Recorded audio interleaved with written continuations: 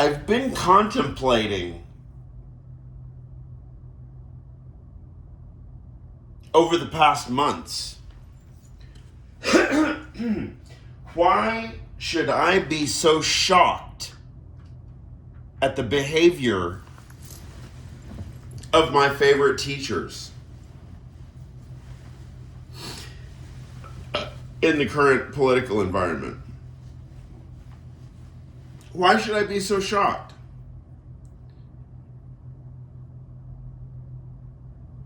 I don't personally know very much about the history of philosophical resistance, political resistance by philosophers themselves.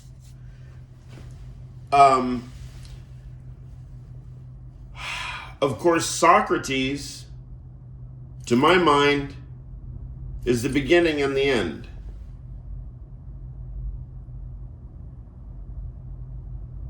Because Socrates will die for reason.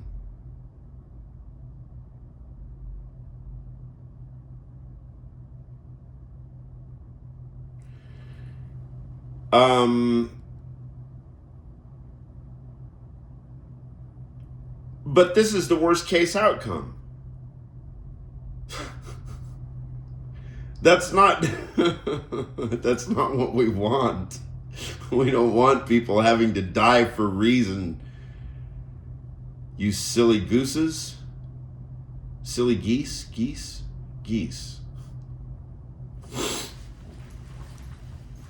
Oh, that's a band, isn't it? Or is it Giza? The Pyramid of Giza? Is that the band name?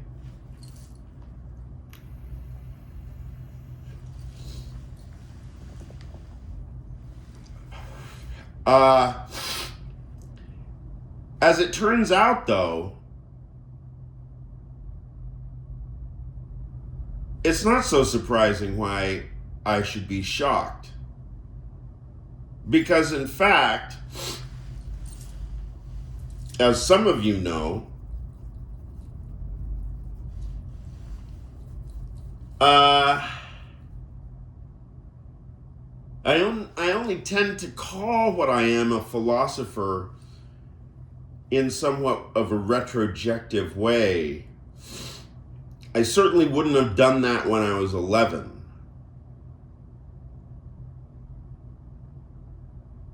I would have called myself a baseball player when I was 11. And I was a catcher and a hitter.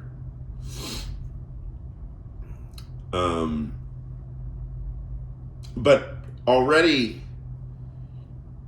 with my exposure to Sadaharu O and these sorts of things that I ramble on about, it was already apparent that I was cut from a particular cloth.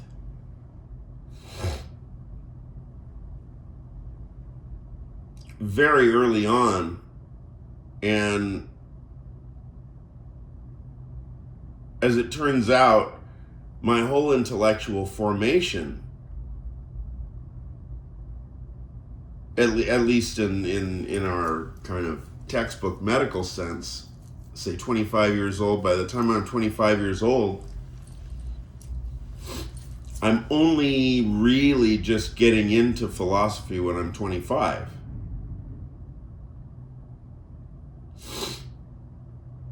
I'm 50 now. So everything between 11 years old and 25 years old was way more intense and grueling of an intellectual training than philosophy. Than philosophy needs to be. I mean, philosophy doesn't need to be grueling because it's fucking cool.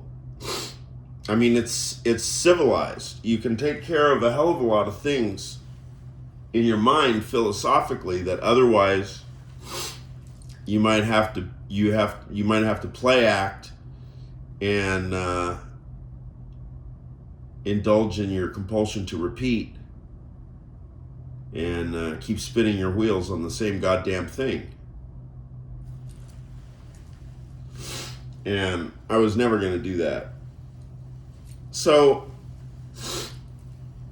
but nevertheless, 11 to 25 is what? 14 years. First 14 years of my training, I learned in a pretty desperate way. And from a psychoanalytic view, there was, and still is to some extent, there was a pronounced father crisis. Not for Constantine's absence, but just for the overwhelming cultural difference. The overwhelming cultural difference and intellectual difference. We're just from, my dad and I are from two different worlds, and there's almost no overlap in our ethics and our axiological formation. Our ethics and our axiological formation.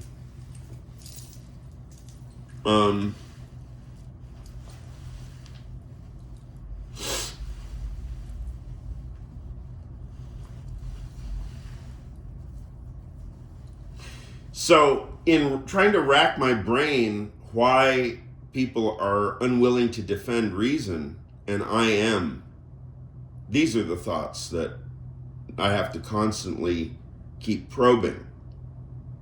Because if I'm the only one that seems to be behaving the way that I am, thinking of all this as a direct attack on reason, as I do. Because I always perhaps naively equated the Declaration, the Constitution, as pretty much an exercise in pure reason. It's an axiomatic system. Maybe. Kind of quasi-axiomatic system.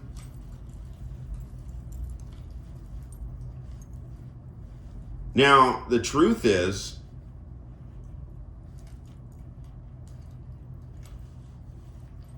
that in reality, I think that reason is primarily self-interested. And as we can see, governments fail. Governments fail, but reason continues. So, and that's why you see in times like ours, speak, Dimitri, speak.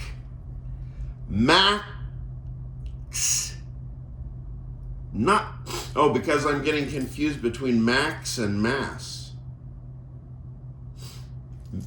Maximum mass exodus of intellectuals from failed states. That's why, so the intellectuals, they don't stay and defend the government, they just leave. And I guess I'm the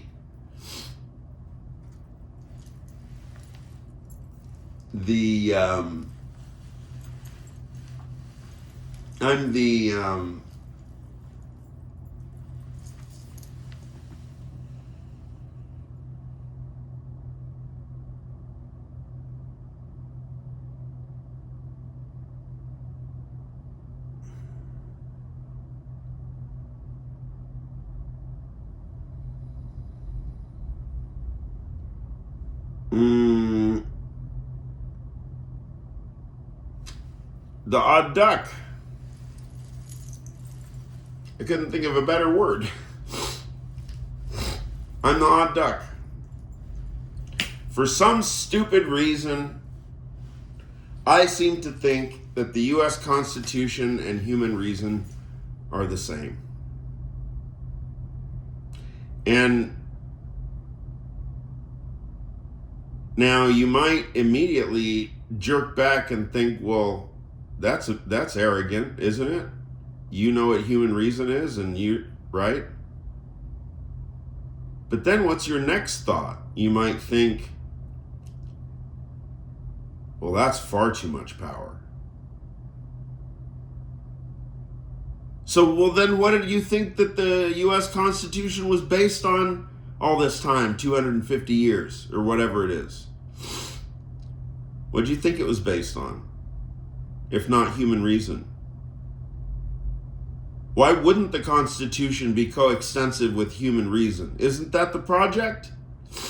You have the same language in the Constitution as any classical work of philosophy. You think the words are intended in a non-metaphysical way, or a non-axiological way, non-ethical way, non-moral way, non-logical way?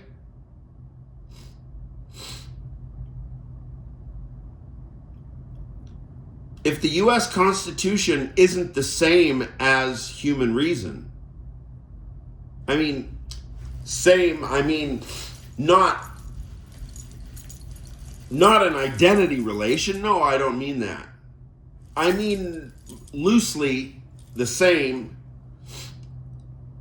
in the sense that the U.S. Constitution is in the style of something like a Euclidean proof,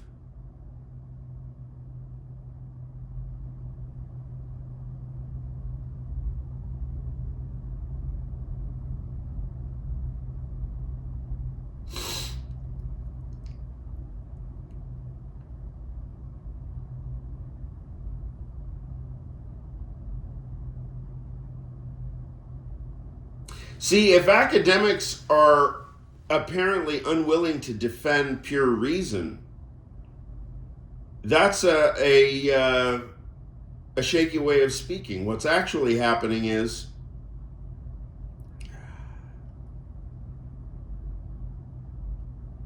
professors know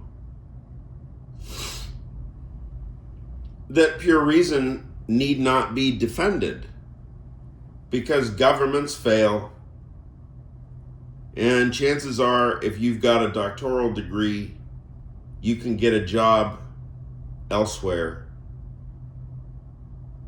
And anyway, look, if you're a smartass, you tend to be resourceful. You can make friends easy, you can earn trust easy. It's easy to party with us, etc.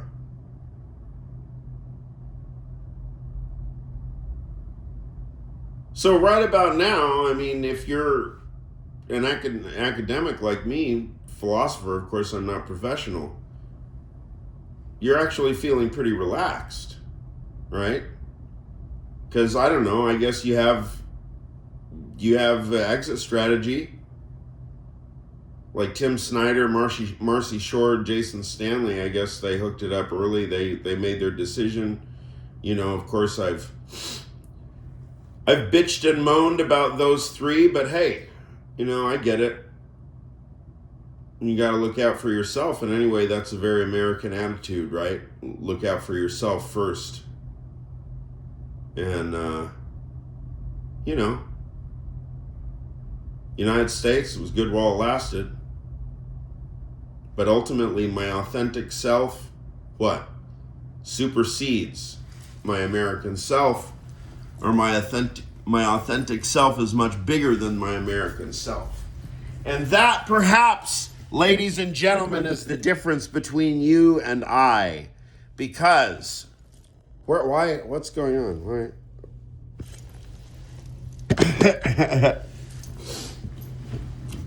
Good, okay. That served to completely interrupt my... I was going to really crank up the soapbox. The difference between you and I, ladies and gentlemen, perhaps, is that Not only is there an identity for me between the U.S. Constitution and human reason, the U.S. Constitution and pure reason. No, I'm saying pure reason, which is different than human reason. I'm saying pure reason.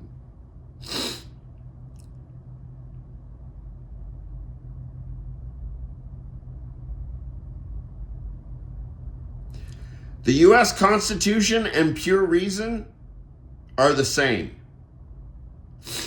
In other words, the U.S. Constitution is an immediate instantiation of a pure rational process on a par with the critique of pure reason. And if you want to know why I picked that book, we talk about it some other time, or you just simply listen to my videos and learn.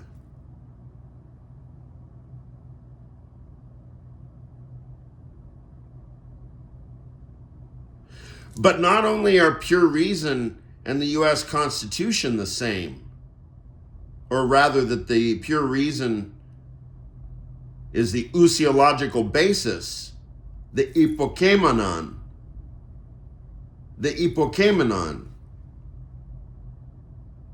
Pure reason is the ipokeimenon.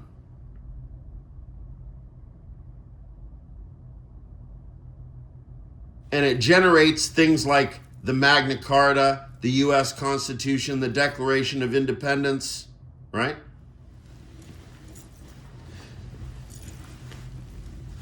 The U.S. Constitution, pure reason, the U.S. Constitution, the Declaration of Independence, and the Magna Carta are the same.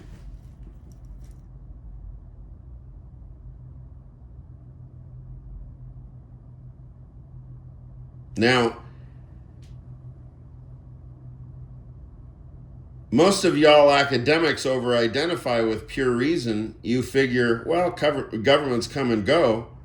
I'm taken care of because I defend reason, and reason will take care of me. And it's probably correct, unless somebody, bashes your door down and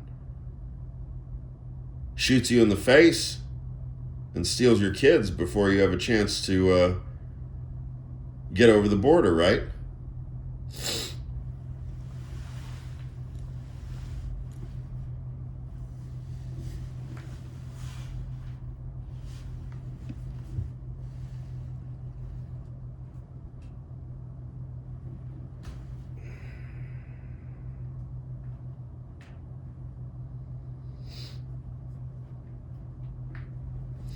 Now here's where the they say element comes in.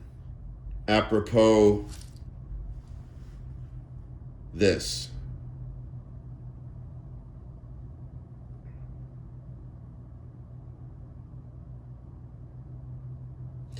My formative years and upbringing are thus and so, and if you want to learn about it, I invite you to learn about it. It'll take you, I don't know, between 10 and 20 hours. All the videos are on my 2 YouTube channels. You can learn everything you need to know about my formative upbringing. Now, given the fact that I had my particular singular formative upbringing, which is kind of weird, kind of idiosyncratic, just like all of us, well, it just so happens that my Oedipal bullshit and father function, daddy issues, it's a really mommy issues, daddy issues. We're not 5 years old, please. Or, we are 5 years old. Yes. Oh, okay, I get it. Maybe I like the term daddy issues now. Okay, so yeah, I have daddy issues. And because of my particular daddy issues, and might I add, they're not unfamiliar daddy issues because my father is a real estate tycoon. in multifamily real estate, might I add, that is the business that I am in with him now.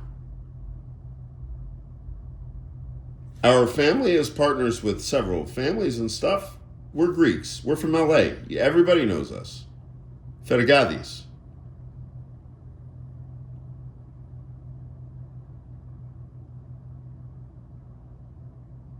So because of the fact that I was raised by my mother, but I saw my father, 4 days a month, and there was this big cultural difference because my mom's from Wyoming and my dad's from Greece, right?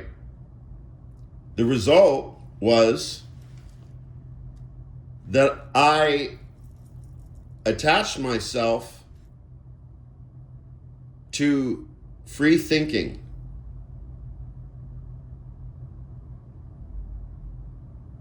And this was augmented by several traumatic experiences, both due to the way that I'm just naturally wired and some, process of growing up. You find yourself at summer camp, you melt down, it creates traumatic contingent events. Shit happens, it's painful. Welcome to growing up, right? Yes. But it affects you. It makes you configured a certain way.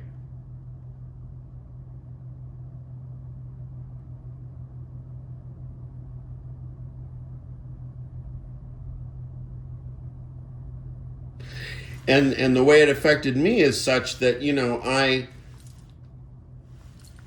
I very naturally, whatever I was not getting from my father, I was just very instinctually trying to make up for intellectually, finding men to teach me. Not necessarily men. I mean, I had plenty of instructors. Men and women, Sue Ellen Gold was huge formative influence on me. She was my comp lit instructor in high school.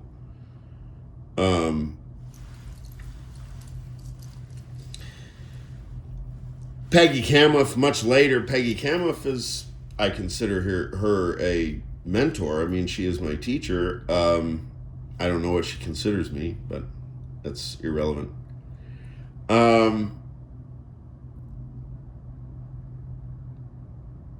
But I'm talking about my adolescent years. And I was really into baseball, and I was really trying to get my dad into baseball, but he was really into business and making money and stuff. And so I found my own teachers. And the only way that I would have been able to do that is in this country, because I had the financial resources, right? I had the First Amendment. I had a culture that teaches the First Amendment. And might I add, I went to school at Irvine High School, and we were real, whether or not we were social justice warriors, but we definitely knew the canon. I mean, the social justice canon. That's for damn sure. So I did business with my dad, right? And I did electronic music, and I did baseball, and I did philosophy, and I did all these things because I live in a fucking free country. And even though my dad was constantly trying to get me to be more Greek and go to church and find a nice Greek girl and get married and go take Greek dancing lessons and take Greek language lessons, right? And I'm not even gonna go on about my daddy issues, because that's once I get cranked up on that, it's just never ending tedium, and I don't want to put anybody through that. I burn through psychoanalysts like they're cigarettes or something. No, I'm done with psychoanalysis now. 17 years was enough. I'm done.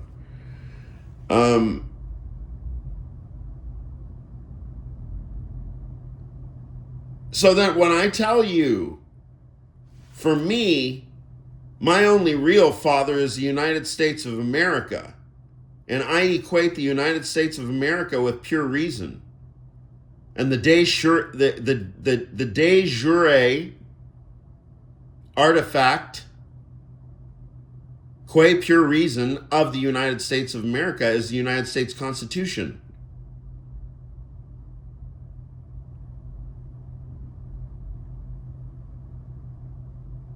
So, if my father is the United States of America, which it is, and my father is pure reason, and I am cut from the cloth of pure reason, I suppose you can now finally not indulge in the illusion that you don't know what I'm talking about.